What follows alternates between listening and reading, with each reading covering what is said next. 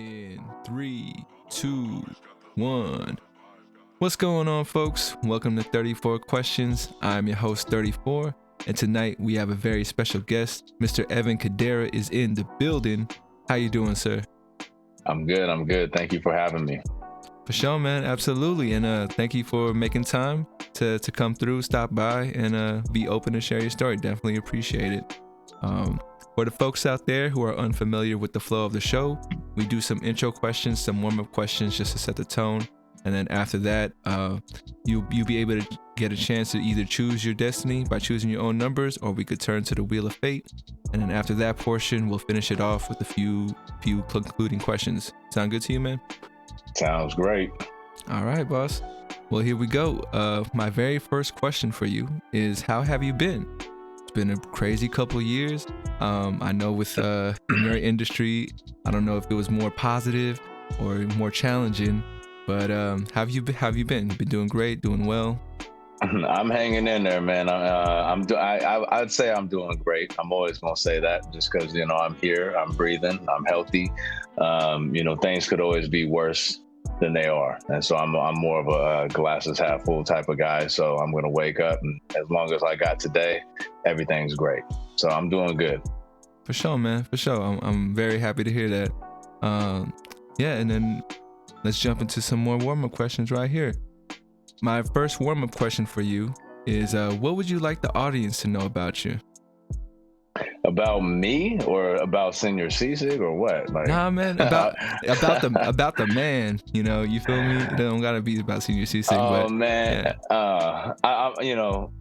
I don't know, man. About me, I'm a positive person. If you can't already tell, like through the first question, it's just I kind of try to take a brighter spin to everything. I mean, there's always challenges and things, and obstacles that could be presented in front of you, but I don't look at them that way. I look at things as an opportunity always, and so especially when it's a challenge, because when it's easy, it's comfortable. And so I'm more of the type of person like, hey, there's something difficult, that's stressful, man, well, that's a blessing.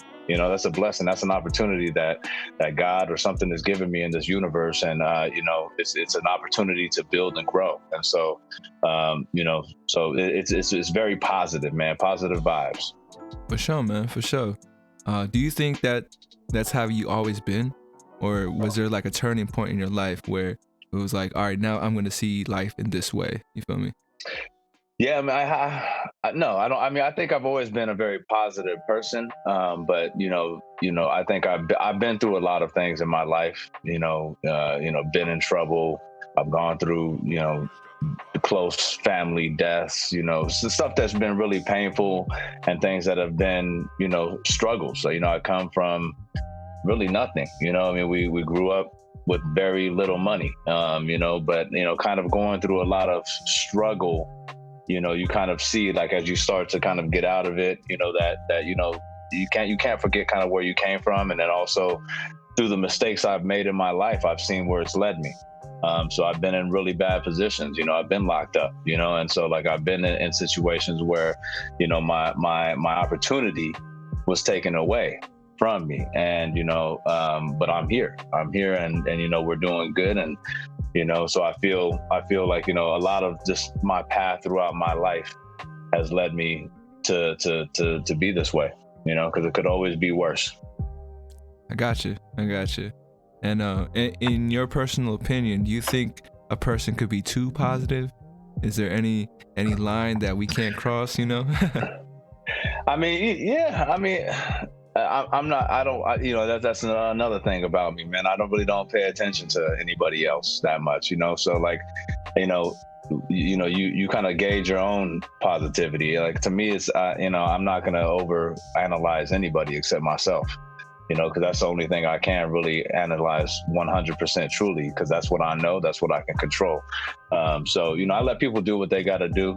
I mean, like you could kind of maybe have a quick opinion about something, but I let that go one ear right out the other and keep it moving, so like I really don't look at people like that. I got you. Maybe I'm too positive. I don't know. Man, I've gotten that sometimes where like, people are telling me I'm not being realistic, or I'm not, really being aware of everything going on. But ultimately for me, I just feel like I could only control me, and everything else that's out of my control, I'm not really, paying But attention to. why they worried about you? Why they worried about what you doing? Why they ain't looking in the mirror and telling that to themselves, or analyzing themselves? I mean, that's where it's like, you can't tell me nothing, and I can't tell you nothing either, man. Like we could have a conversation, and we can bounce ideas, but at the end of the day, like, I got to go home and lay my head on my pillow by myself. I mean, I got my family and everything, but it's still, at the end of the day, it's my pillow, that I'm going to, and I'm the only one that could judge all that. So so don't do anything for anybody else. Don't let nobody tell you what you can do. I feel that, man. I feel that. My second question for you in the warm up is, if someone were to pay you a tribute, how would you like to be honored? Go for it. Go ahead. Yeah. No, I was gonna say, if someone were to pay you a tribute, how would you like to be honored? So if I was gonna tell myself today, I'm gonna do something to honor Evan, what kind of act could I do for you? Oh man, that's another hard one. Here comes my personality, man. Like, it's just like, my wife was just like, what do you want to do for your birthday? Nothing. I like, nothing. I mean, obviously they want to do something for me, but it's like, just do something then, like anything, pay tribute in any way, man. It means a lot to me when anybody recognizes real. And, for me, there's no like standard of tribute, like I respect it all and I soak it in, all of it. So, yeah. I got you. Yeah. And my last question for you in the warm up is, on a scale from 1 to 10, how well do you know yourself? As I get older, that bar goes up. So, I'm nearing 40. I'm getting close to 40, and so hopefully I live 100. So I'm 40% through my life. So I'm gonna say a 4. A 4. Yeah, a man. 4. Okay. Yeah, because I got a lot to learn still, man. It ain't over. Yeah, I mean, for a lot of folks out there, that number could be a little low, but I understand you, man. I understand you, because I mean, we got to keep progressing. So if I have 100 years to live, knock on wood, that's what I pray for. Is I want to live to 100. That's my goal, right? Live to 100. Then I'm only 40% there, man. So I've only achieved a fourth of my growth. I mean, not a fourth, 40% of my growth. And so, hopefully when I die, I can say I'm at a 10. I got you. If I die tomorrow, though, rewind this. I was at a 10. I'll cut it up. For you, man. I'll cut it up. But if you don't mind sharing, when was the last time you either learned something new about yourself or you surprised yourself because you had every day I'm learning. So I'm that type of person. I'm at that point in my life. I go to therapy once a week just because I want to dig deeper into myself, and challenge myself more. Who am I? That question of how well do you know yourself? I know myself better than I ever have. So on one level, it's a 10. But, I'm not going to know myself any better than I did yesterday or, today. Like, I still got more to learn. So that's a hard question to answer because, we got a long way to go. But, yeah, man, every day I learn something new, every single day. I got you. And, just another follow-up to that is, what would you say is your favorite thing about your personality?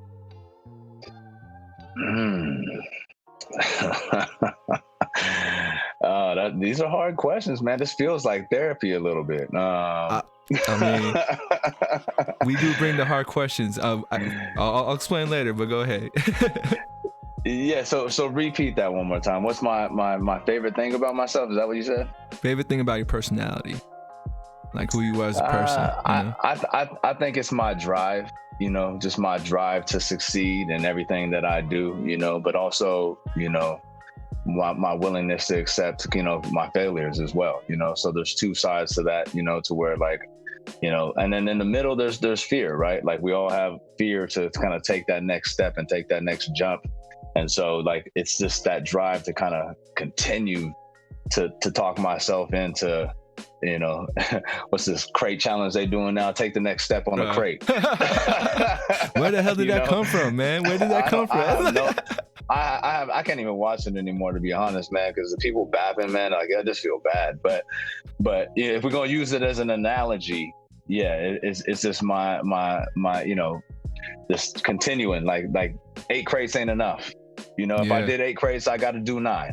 And you know, it might take me an hour or a year to take that next step, but I'm never gonna stop. So and then if I fall, then we're gonna get back to 9 and try to take that next step again. I feel that, man. I feel that. I mean, it took me 10 years to take this step for me to like get on camera and try to interview folks. So yeah, I'm with you. Congrats, man. Appreciate it. Mm-hmm. Do you think you could do the crate challenge? Let me just ask you that. Hell no. Nah. Man, it's crazy though. I think I could do it. This depends how many crates, but will I do it? No. Yeah. No, man. I'm not going to do that. And we'll leave it there. I got you. Well, all right, man. We made it to the main portion of the interview where you choose your destiny. If you got lucky numbers, I like it. You could do it that way, or if you don't want the pressure, we could just turn to the wheel. How you feeling? Let's turn to that wheel, man. Let's turn to the wheel. The price is right. Yeah. So with the wheel, we have the numbers and we have a few curveballs in there. I don't know if you can see it very clearly on your end, but it'll look better once it's released. But there are 3 levels. There's easy, medium, hard to each number. So if you get the same number twice, you can always switch the level up. But we'll give it a first spin. Here we go. First question will be number 32. 32. You want to start off easy first and then, progress along? How you feeling? It's your show, man. You All right. Let's start off easy first. I'm just going for the ride, man. Let's go. All right, here we go. Number 32 is, how live is your inner child? How live is my inner, like explain live. Like I want to make sure I answer this right. Yeah. Like for yourself, do you feel like, do you still feel young, or are you past that? Are you feeling like, okay, now I'm grown now. Man, I'm not a Deion Sanders. Yeah. Prime time. That's how live it is right now. I'm in the end zone. It's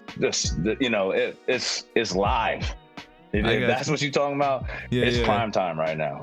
Prime time. There ain't been no better Evan to this point. So like I'm in my prime. I'm in my zone right now. Oh, word. For sure. Let me, if you don't mind sharing, what do you feel like is next for you? I know, I didn't want to bring it up, but you part of Senior CSIG. Is that going to be that main thing, or you got bigger visions? I mean, Senior CSIG is like my first child. I mean, and I don't want to. I'm not comparing it to my literal first child, because that's my everything. My baby girl is my everything. She's 8 years old now, but I compare my career, my personal career, and like what I've done with Senior CSIG. It's like my first child. What I mean? Like I had jobs before that, but those were kind of just like, you get to babysit somebody. Like, oh, I don't like you, go home. You know what I'm saying?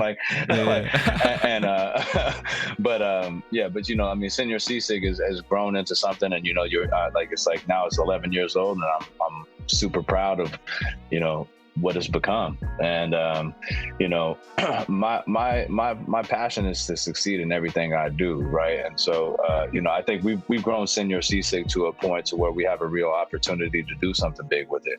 The pandemic shook everybody up, but for us, like we were 6 food trucks operating, going crazy downtown. I mean, and we were doing really well, but the pandemic comes downtown, there's nobody down there, and so we had to pivot.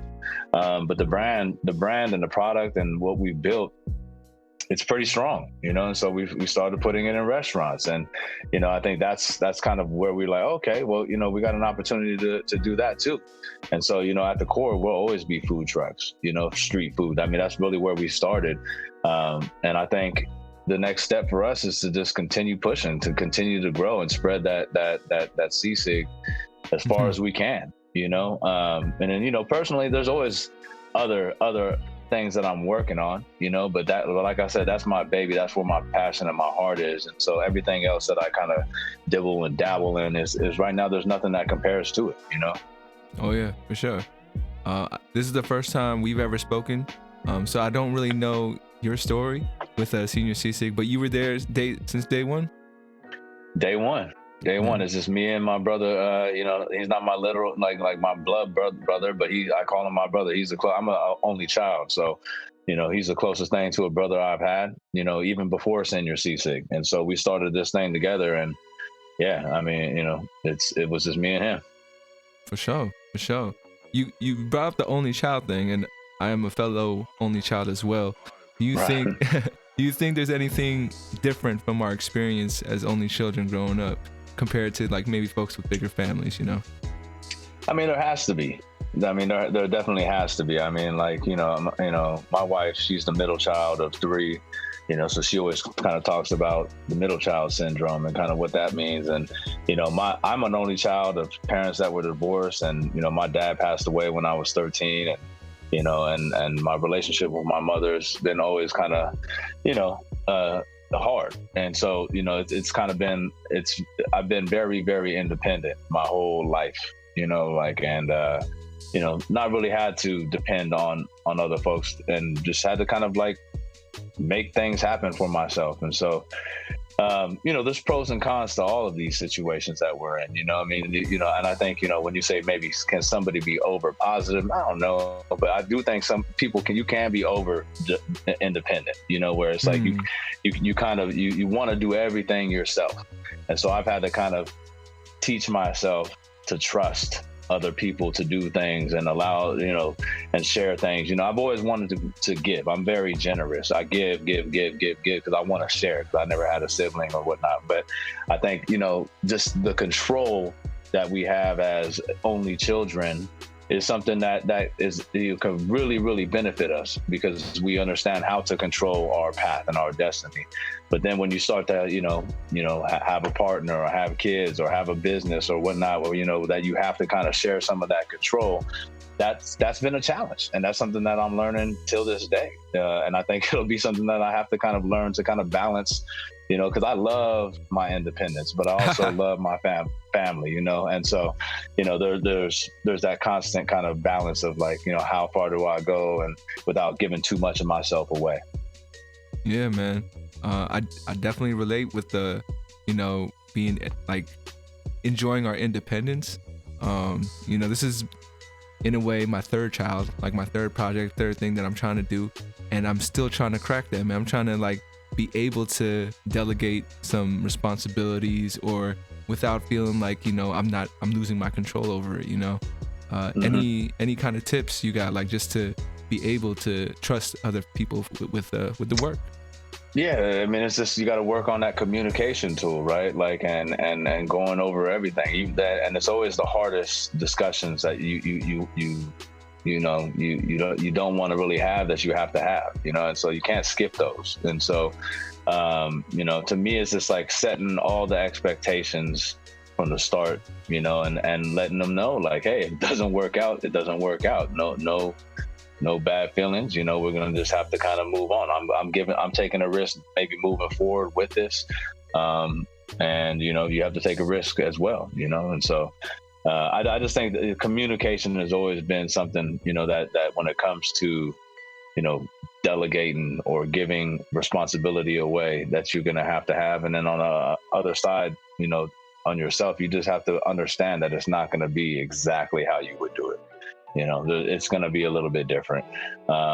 Doesn't mean that it's worse, but it's going to be different. And you have to kind of understand and release that control of it being exactly what you would have done. Because, it could be better than what you would have done, honestly. Like if you put the right person in the right position, they could do a better job. And so, and then I think lastly, what I've also realized is like, we only have so much time in one day. And so what do you want to spend your time on? Look yourself in the mirror and say, okay, like, what am I good at? And what am I not good at? And what do I want to do? And what do I not want to do? And, you start to kind of like put these dots on the map and then it starts to kind of hone into kind of something that you're passionate about, that you're good at. And then you start to really have to understand that, well, let me give most of my pie to this, you know, and then everything that else that needs to get done that I'm either not really good at or I don't want to do, then you put people that want to do that and that are good at doing that into those positions, right? And so that, you know, everybody's in. It's kind of like you can't have a team full of quarterbacks. You know, you got to have people that play their position, and you know, and so like, what are you? You know, and you could be the water boy, you know, and if that's what you want to do, there's no shame in that. If that's what you are, if you got somebody that's killing it, you got Tom Brady sitting over there and he's just like, yo, you know, and you like, nah, I'm the quarterback. But you got Tom Brady sitting there, like, put him in quarterback, you know what I mean? and you know, find your position if that's what's going to be best for the team. And so, you know, it's really just really looking yourself in the mirror and answering those questions. Those are really hard questions and hard things to do, and really to be honest with yourself. It's not easy. No doubt. I mean, you know, to be real with you, man, I feel like that aspect of what I'm doing that I struggle with and is my weakness is the promotion part, like the self-promoting or like social media aspect. I am like not all a part of that. So, you know, I've been thinking about who am I gonna try to bring on to play that role and be able to be in charge of that stuff. And I mean, if you know any like social media managers looking for work, let me know so I can reach out to them. But yeah, we're hiring for that role right now. So you know, like I hear you, bro. I hear you. I need all the candidates right now. You know what I mean? But you know, I'll let you know. No. If all the folks out there, if you're watching this and you're looking for work, reach out. But yeah, I'm gonna give it another spin real quick. Here we go.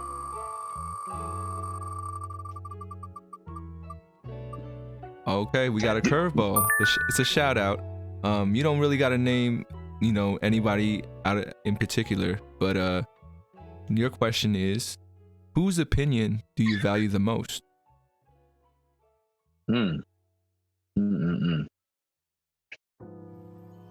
Whose opinion? See, now you're throwing me. That was a real curveball. Whose opinion do I value the most? Whose opinion? Like I know you don't like to think about other folks, but there's gotta be some.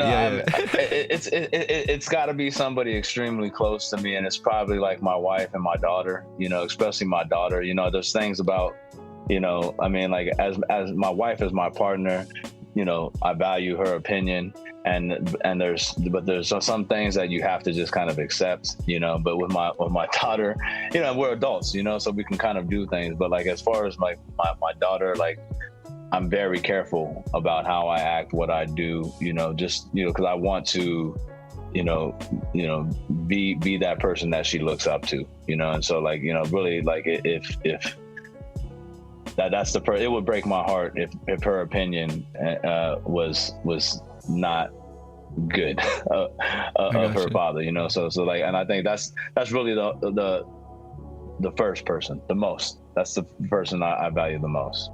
For sure. The opinion, yeah. If you don't mind me asking, how would you say fatherhood has changed you?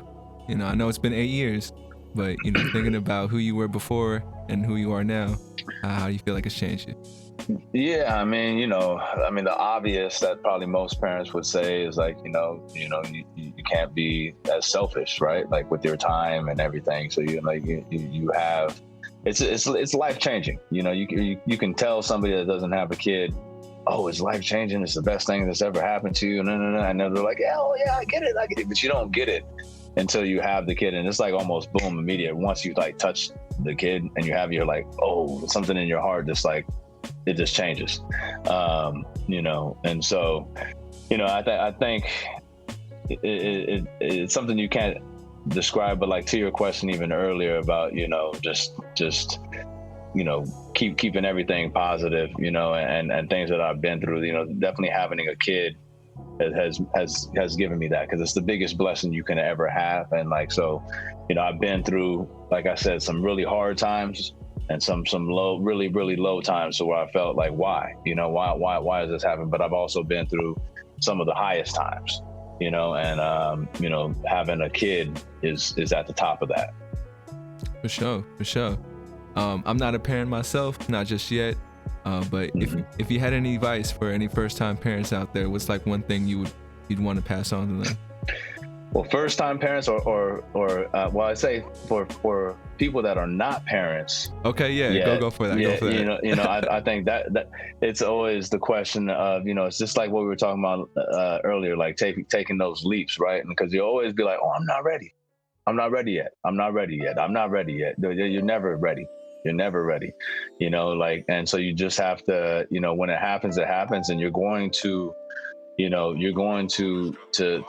do it. It's like, you ain't ready to fight. You don't want to fight right now, right? But if somebody comes and starts pushing you, you're gonna do it. You're gonna protect yourself. You know what I mean? Like you're gonna do something, or you're just gonna run, but you're gonna react to something. You're gonna do something that either you're gonna have a reaction, you're just gonna handle it, and somehow that's what you do with your kids. And so, like, just do it, and like, if you believe in yourself and if you do anything, do that. Yeah, for real. I mean, it is a trip, man. I'm not gonna lie. I feel like I've been getting a lot of signs and a lot of pressure from the universe right now. So I'm just like, fuck, man. But yeah. That's just me. It's never too early, never too late, man. But I'm saying, like, just don't let that be the one thing you don't question. It's kind of like, I mean, you can question maybe, starting a new business, or starting a new job, or moving, or, even getting married. I mean, those are all things that I'd say don't question either. But like, at the top of that list is, don't ever question having a kid, man. It's the best thing that can ever happen to you. Yeah, man, for sure. Yeah, I mean, I think I'm for me, like, it almost feels like, because I want to give my all to my child, or like, I feel like all my dreams become their dreams if I ever have one, and like all the moves I'm making, it's not for me anymore, It's like, I got to do whatever's the best thing for my child. So right. I guess that's what kind of like gives me that fear, I'll be honest. And that's what kind of scares me, is because, like, damn, I am letting go. Like, we were talking about control. It's like, that is something that's going to be really challenging me to let go of that control and be here we go, right? Like, what is it, a challenge or is it an opportunity? And that's the question that I ask. I mean, it's a challenge, but it's an opportunity first. I mean? And so it's an opportunity for you to learn how to balance that, right? Because for me, I'm not going to, like, again, the one thing that I control is me. I 100% control me, right? And I'm not going to lose myself being a parent either, because I've seen that happen too many times, where a parent just gives everything. Then the kid's going to grow old, 20, they're going to leave, and then what are you? Nothing, because you gave everything to that kid, and you can't do that. That's unfair to the kid too, but you got to give everything you can, from your knowledge, from your training, from, everything, all your love, everything that you can, without giving too much of yourself, away as well, because that's what you need to teach that child as well. Don't give too much of yourself to anybody in this world, because a lot of people do that, whether even in relationships, you see that, like, people get devastated by a breakup because they gave everything to their partner, and now that they're broken up, now they're going through, and it's sad, I mean, I'm very sympathetic to that, but at the same time, it's like, you have to, to me, I look at it as like, you have so much to give, right? Mm-hmm. Fill your tank 100%. Always be on full, because you're gonna have excess gas, to give to other people, and then that's who you get to choose to give it to. But don't expect anybody to fill your tank to get to that level while you're filling everybody else's tank, and you're like, well, I need to get filled too somewhere. Like, somebody got to fill my tank because I'm filling everybody else's tank. Mm-hmm. No. You got to make sure your tank is full, and you can figure out how you get it there, but you always got to make sure your tank's full, because you have enough to keep it full all the time and give it to other people. So if you choose to give, so much where you only have 50% in, well, you better have an agreement with somebody to fill your tank the other 50%, mm-hmm. but that's dangerous. That's dangerous, So if we all filling our tanks to 100, right?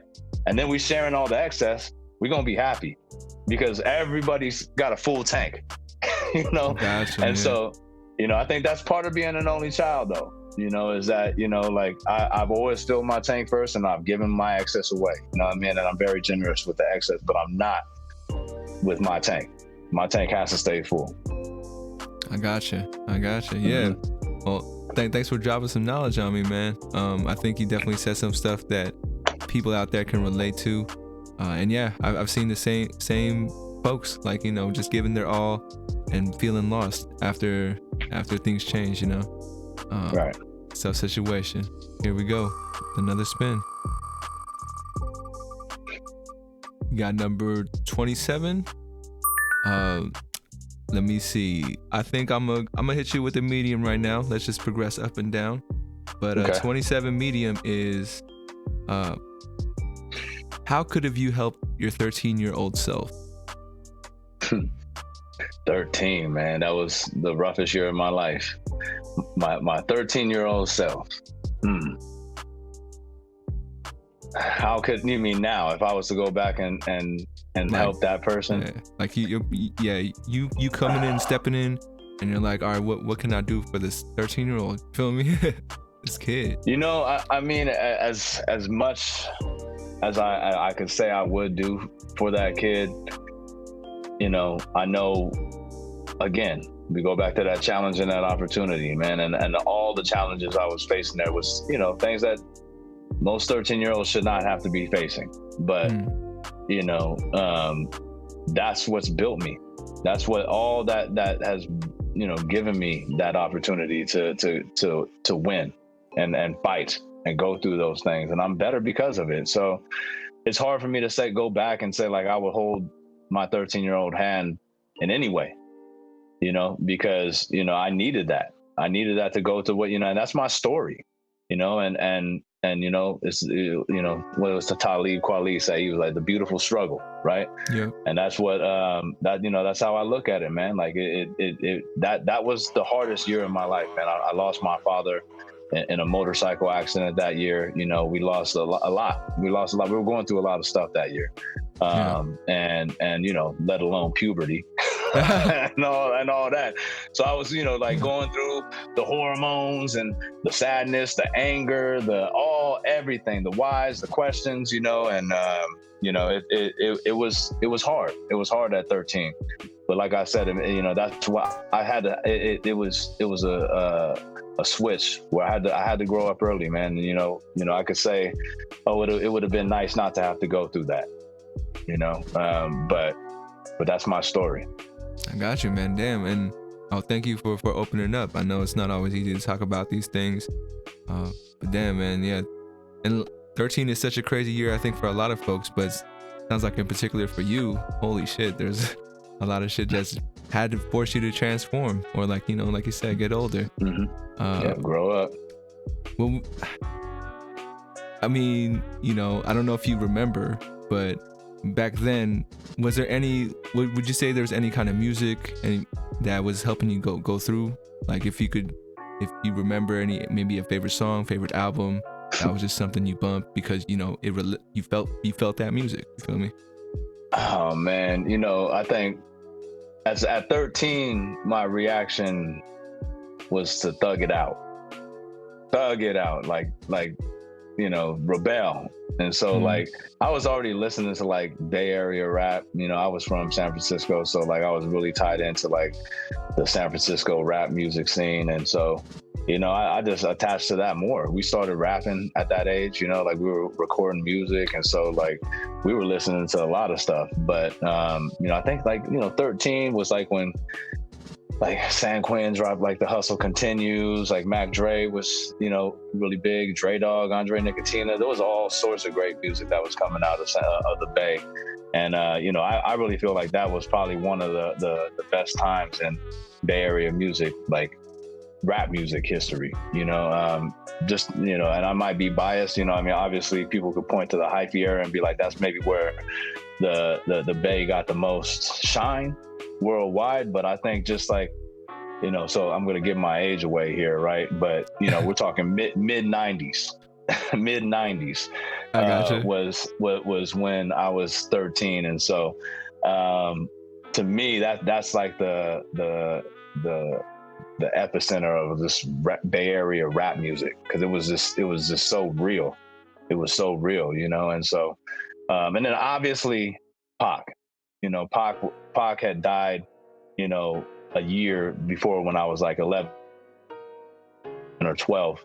And so, you know, all those Machiavelli tapes and the underground kind of mixtapes were coming out, and like, you know, he just has so much soul that it, you know, anything he said was just therapeutic, and it was like, damn, you know, yeah, I feel it. And so like when it comes to more like the therapy, it was Pac. For sure. I mean, I think that era, the mid 90s, man, that's the golden age of hip hop, in my opinion. You know, like people were talking about real stuff, and I'm not saying, I know it changes decade to decade, and you know what's popular, or you know what's really resonating with the culture is different from every year. But something about the 90s, man, it pieced the flow with the words, and then you know, like, very, especially in the Bay Area, just like that cultural sound was being birthed, you know, that kind of carries on a little bit, I think. Yeah, no, most def. It's kind of coming kind of full cycle, man. We're some of the younger generations trying to kind of replicate that a little bit. It's a little different, but it's refreshing to kind of see that, you know, where they're like, oh man, like, you know, just human nature is making me gravitate towards like that, even though like mainstream maybe wants this, but you know, this is real music. This is, you know, they want the flashy lights and all the stuff, you know, but you know, maybe that makes the most money, but those artists out there are just doing like real stuff now, you know what I mean? And it's nice to see that. I got you. I'm gonna give this another spin, but while it spins, I want to ask you, what's the greatest performance you've ever seen live? It could be like a concert, could be a game that you went to, or best performance you've ever seen live. Oh man, I mean, like, yeah, well, sports wise was the Niners Chiefs Super Bowl. You went to that? You know, for many reasons. Oh, I went to it, man. Even though we lost.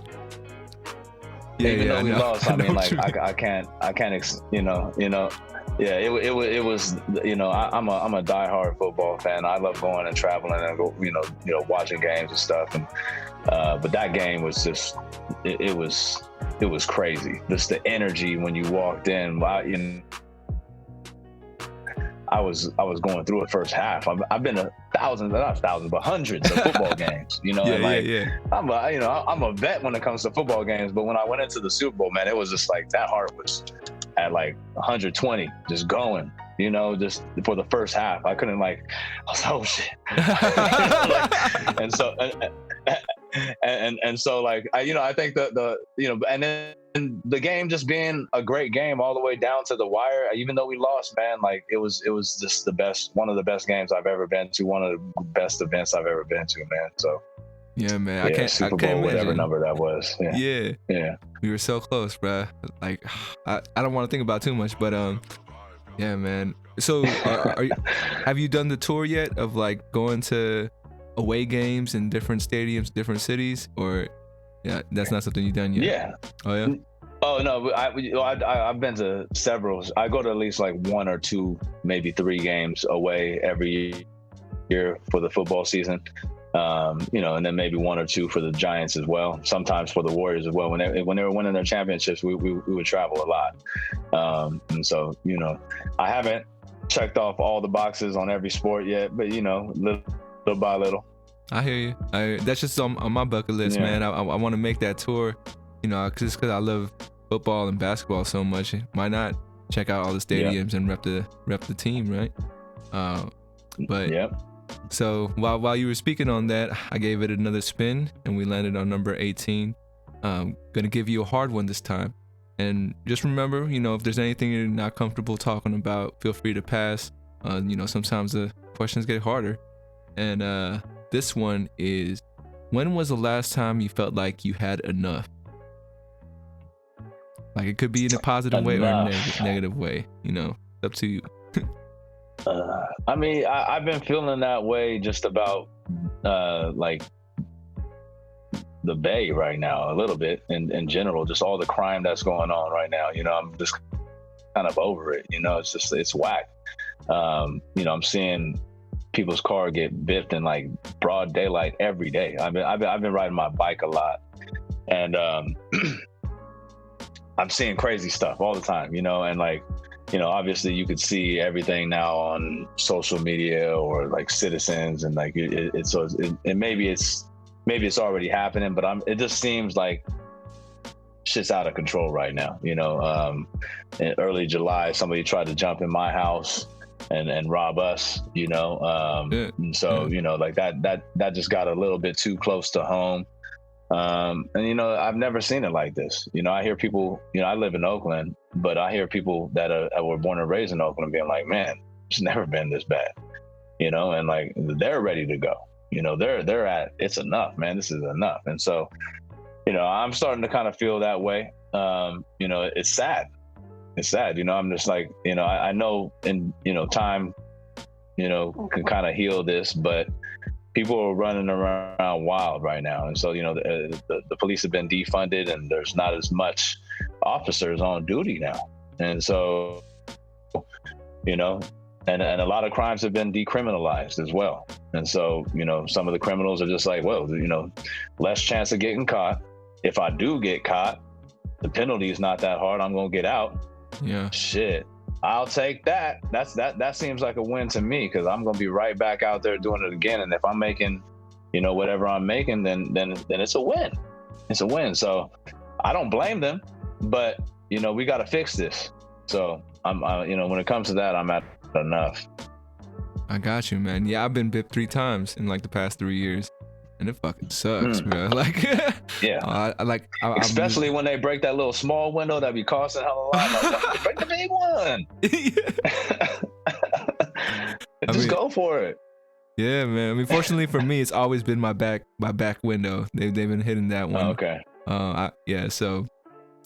And I don't know if you've seen those those Walgreens videos, because like the Walgreens folks, they know they can't do nothing, so people come in, just trash the place, and then they walk out, and it's like, what you gonna do? You gonna call, like you said, the cycle. What are you gonna do? The cycle is basically you get called in, and they say, oh, you didn't steal enough, so we're gonna let you go. That's the whole thing right now, especially in that. And the criminals are smart. The criminals are smart, man. They know exactly the limit, so they're gonna like, oh, I'm right under the limit. What you gonna do? What are you gonna do? And it's even folks like the dudes that tried to rob my house, man. It's like, I scared them off and they run. So once they start running, you can't do nothing. Yeah. You can't do nothing, even if they're on your property. You can't shoot them. You can't do anything, because now you're in the wrong. You know what I mean? So they know. I'm just gonna run. We go for it. I'll run, and if I get shot, then I get shot. But it's probably not gonna happen. And so I'm winning. And it's we gotta fix it. We gotta fix it, because like safety and just feeling okay, especially for my kid, man. I think like the younger me, if it was just me, I'd deal with it. Because I grew up in that. Like in the 90s, like the streets were tough. And you just got to kind of run it. But now that I got a kid, I just want, you want to protect that. And so, that's where I'm kind of, my anxiety is at a kind of all-time high when it comes to it. So it's just enough. Yeah, man. I hear you. I just want to give a shout out to all the folks out there who are doing good work. You like United Players and Us for Us Bay Area. I know they're doing work out there, but we just need to build that community, man. I don't know if it's because, the people who are committing the crimes don't feel like they're part of the community. So they're like, fuck it, fuck you. I'll do whatever to you. I don't give a fuck. But, we got to kind of realize that we all in this together, especially if you originally from here, right? Like, because maybe that's what it is. They think they're hitting people that, like they're not even part of this community, so we can do whatever to them. But yeah, no, I got you. Gonna give this another spin real quick. Yeah. Oh, just a heads up, bro. We got about 10-15 minutes left in the podcast. Just wanted to thank you again for stopping by, and I hope you're having fun. It's been a great conversation on my end. Yeah, I like this, Will. You're gonna have to give me this technology, man. I'm gonna pull it out on the company meetings. Like, all right, hard questions. Yeah. Yo, man, I'll send you this stuff. If you ever want to like drop it on the folks you work with, just to get to know them better, or maybe for them to get to know you better. Yeah, it's a good team building thing, I think. But here we go. Yeah, for sure. Number 9. Since we only got a couple more minutes, I'm gonna hit you with another hard one. And number 9 is, what do you feel like you've taken for granted? What have I taken for granted? What have I taken for granted? I mean, I think every day we take things for granted, and you have to check yourself. You know what I mean? Like there's times when you take your health for granted. I mean, so I think I'm always taking stuff for granted, but I'm always, catching it.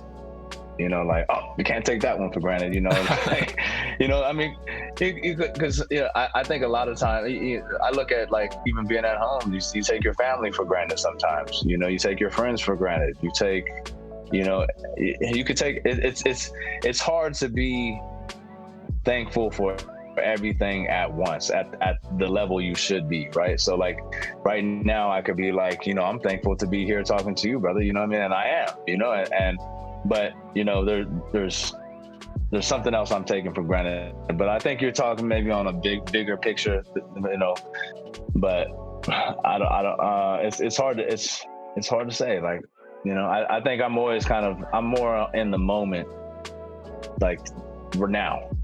So, like, everything that kind of happened yesterday, I kind of leave it in the past, and I don't really, I almost don't remember it, like, yeah. And so, like, it's right now, like, it's more like, what am I taking for granted right now? I don't even know, man. But I hope it's nothing that I really care about. I hope the things I take for granted are kind of just little things that don't mean much.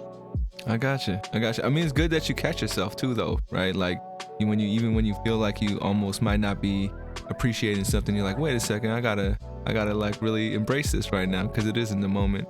Are you the kind of person to, like, take videos and photos and stuff, or, like, you put that stuff away in big moments? Like, how do you feel about that? Again, it's some, yes, I do, but then you catch yourself, like, not maybe taking for granted that you're not in the moment, and you're just like, fuck this, put it back in the pocket. I think, I'm from another generation too that remembers pre-cell phones and pre-social media. And so, like, even though I'm sucked into it now, like a lot of us are, I'm always kind of like, oh, the other side of me that was pre-social media is like, nah, you don't need all that. Like, let's shut that down, and then just experience it, and so, that's always a struggle. I think we do have to be aware of that, though, like the technology that's in front of us right now and how it affects our time, because you don't have much time throughout the day, and how much time are you spending kind of on that compared to just living and smelling, breathing, seeing, just keeping your head up. One thing in business school, I remember one of my professors was telling me, man, it's like some of the greatest ideas are just, you got to keep your head up and, like, scan your environment, and right now, like, this was back in 2003 that he was saying it. So, like, this was before MySpace, or maybe it, I don't know how old you are, but man, maybe I think back then it was like Friendster, or something like that was coming out. Like, it was just the beginning. I mean, there was AOL chat and all that, but it was nothing compared to, like, what it is now. And so, we were still on little Nokias with no touchscreen, like, and so not as many people were like, this is how they walk around all day now, and you're missing everything. And so, I always kind of go back to that, man, and just remember, man, like, you get the creativity, the ideas, all that stuff doesn't come from here, because everybody's looking at you, getting sucked into this, propaganda, at some point, it's like everything else, it's right in front of you, but you got to force yourself to look and scan, be looking around and soaking it in. No, for sure. It's that awareness, man. And, like, I don't know for you, sometimes when I do that, right, like, I feel like I'm very and I don't think I'm the only one, but we're trying to think of solutions. We're trying to think of how to fill in the holes, right? Like, we look around, we're like, wait, there's something missing there, and what can we do to kind of, like, build something that's useful and is able to create something new?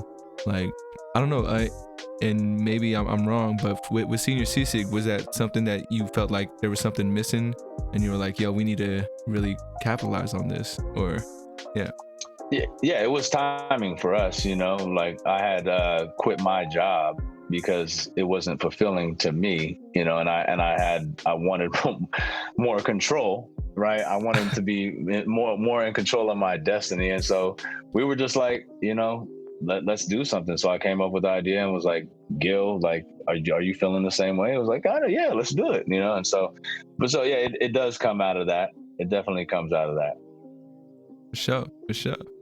Well, all right, man, we made it to the final stretch. Oh man, I messed up with the buttons, but we made it to the final stretch. And before we get to the concluding questions, I do this thing called the 34th mantra. I'm sure you are familiar with mantras, but there are 3 phrases that I just like you to fill in for yourself. And it is I am, I can, and I will. So fill in those blanks. I am.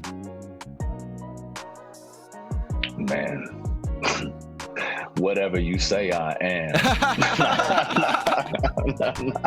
I don't know, man. Like, I could hey, if you want to stick it with that, hey, yeah, that's a classic. Yeah, I mean, I kind of feel that way, man. Like, you know, you say you tell me what I am, man, because I don't need to put that out there. You know, I know I'm true to myself, man. Like, so, and that's ever evolving, man. So I don't want to like put that in the universe and then kind of have it stick. So I got you. You tell me. I got you.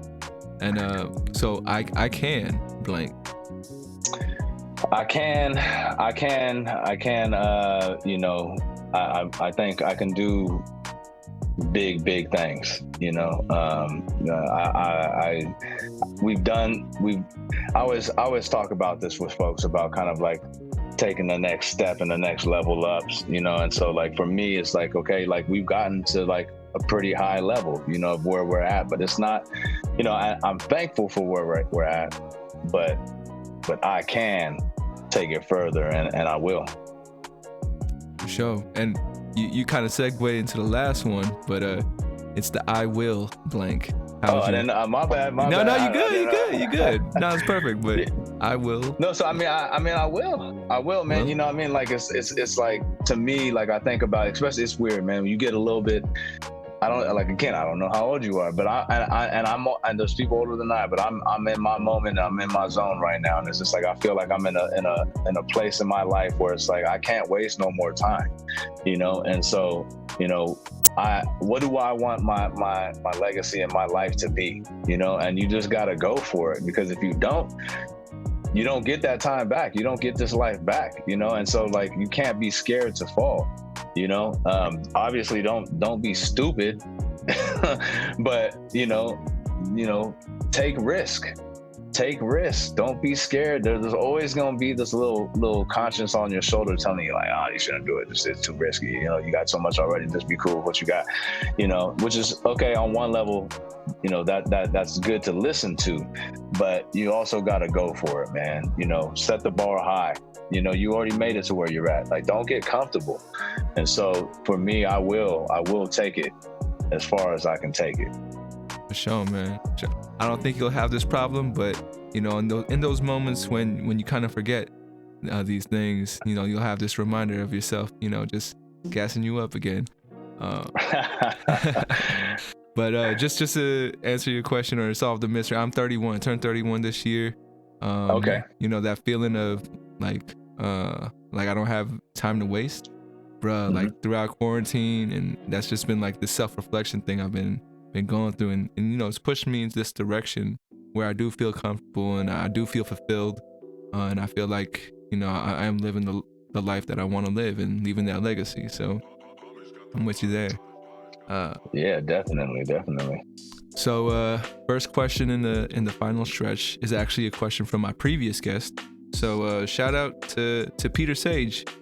His question for you is, what are you grateful for?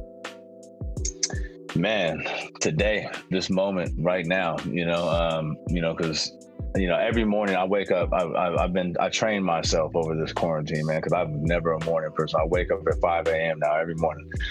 And, you know, I take the first 15 minutes to just kind of reflect on things you're grateful for. And it's just, you know, it always comes back to kind of just being here in this moment, man. And having, again, an opportunity, right, to live this day and take the next step we're talking about, right? And so, I'm grateful for that. And then, a lot of my reflections in those, from 5 to 5:15 in the morning comes back to my family, man. And the blessings that I have with the people that love me. Understanding that I've lost a lot, but I've gained so much more, in my life when it comes to the people I love. And so it's really hard to sit here and pity my situation, because I'm blessed, so so I, this moment and my family. For sure, man, for sure. And my second question is, what would you like to ask the next guest that comes on to 34 Questions? Man, I thought you were going to give us a little time before we ask who's the next guest. Oh, well, that's the thing, man. Things change all the time. Sometimes I have someone scheduled and then they have to reschedule. So it's really random. So, it's up to you if you want to go light, heavy, funny, dark. It's all up to you. I don't know, man. What do we talk about today? Opportunities and, challenges. Challenges. How would you define a challenge versus an opportunity? Are they different? Explain. I got you.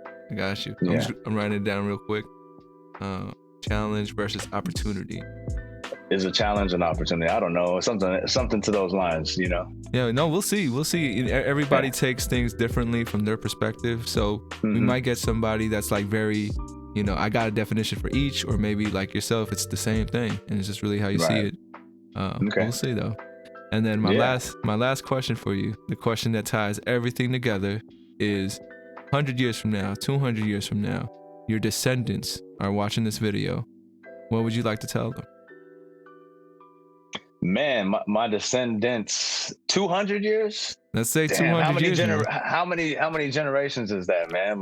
Let's say 5, 6. Yeah, that's like 5, 6 generations, man. And that's the trip though, is because we don't get a chance to know 5, 6 generations behind us. So this is why we don't. We don't. But I'm saying, so the question is what? Say it again. So yeah, 5 generations down the road, your descendants are watching this video. What would you like to tell them? Man, honestly, it's if we're gonna carry, value in each other's life, man, learn everything that I've done through my life, apply it to your life, the things that you feel are valuable, and then just take a small step per generation, and let's just keep building and keep growing and keep teaching and keep funneling this and building that legacy of a family, and then not forget where we came from, man. Because I think, for me, I have a father that's an immigrant, a mother that's not from Cali, she's from the South, and I really don't know too much of my history, right? As far as where we came from, who we are, and I think that's really important to kind of understand and not forget. And so, your culture, your history, all that, and then, just continuing to kind of, I say that not to down my parents, but on the other end, there's been sacrifices that my parents have made to big up my parents, that they, they made so many sacrifices for me as their child, or, same thing with parents with their children. It's up to the children and the next generations to really carry that, make some more sacrifices, but make sure that next generation understands what those sacrifices were and keep building on it. For sure. Yeah, man. I mean, that disconnect you kind of feel with your past or past relatives. I feel the same way. I never got to know any of my grandparents. So I think that's what's kind of driven me to this point of man, I wish I could have. I wish someone did this for them so I could feel some kind of connection to them. Well, put this in the archives, man, and make sure that this lasts for 200 years, man, so that they can Google. It might not even be Google at that point, but so that they can put it in the cloud and find it, man, and they could hear this and be like, oh yeah, great grandpa, man, yeah. Exactly. No, that's the plan, bro. That's the plan. That's the plan for it to be lasting way past us, and hopefully showing the future that we were all connected somehow, I do Yeah. think, like, at some point we were all from the same ancestors, right? Like, there's no way we can't be all a part of something in the past, just because the population was so small back then. So yeah, that's how I kind of see it. We all are one in some way, Yeah. and I want to show the people after us that that's true. Yeah, man. Well, I appreciate the work you're doing. For sure, man. I appreciate those kind words for sure. Any last things you'd like to add before we head out of here? No, man. I think we had a good time here, man. We were able to cover a lot of life, ups and downs, lefts and rights. So, I think we'll just leave it at that. For sure, man. For sure. I want to thank you again for stopping by, being open, and dropping some knowledge, sharing your stories. I want to thank all the folks out there as well. If you're tuning in, Spotify, Apple Music, wherever you at, appreciate your time as well. If you liked it, please like it. If you loved it, go ahead and subscribe and share. Remember to reach out, reach forward. As always, much love.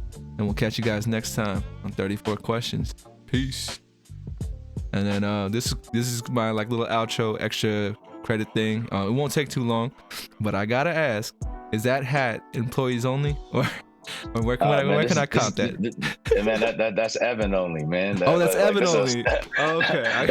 It's a sample. So we're working on some merch, man. So like this one's a sample. We probably gonna throw the knives under it. I actually put the what side is it? I put the knives on this side. But we're working through some iterations of this, man. But there will be some hats, nice hats coming out pretty soon. That's dope, man. Yeah, I'm looking for. I'm a big hat person, headwear person. So yeah, I'm sure I'll see it on your social media at some point, and I'm gonna definitely cop it.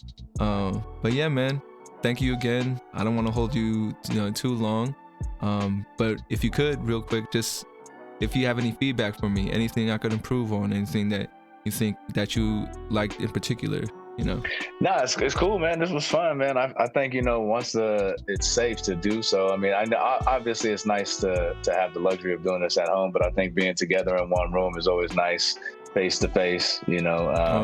But time is limited, and and so I get why we got to do it this way. But I think at some point let's do it. Oh yeah, no doubt, man. Part 2, maybe we'll check in.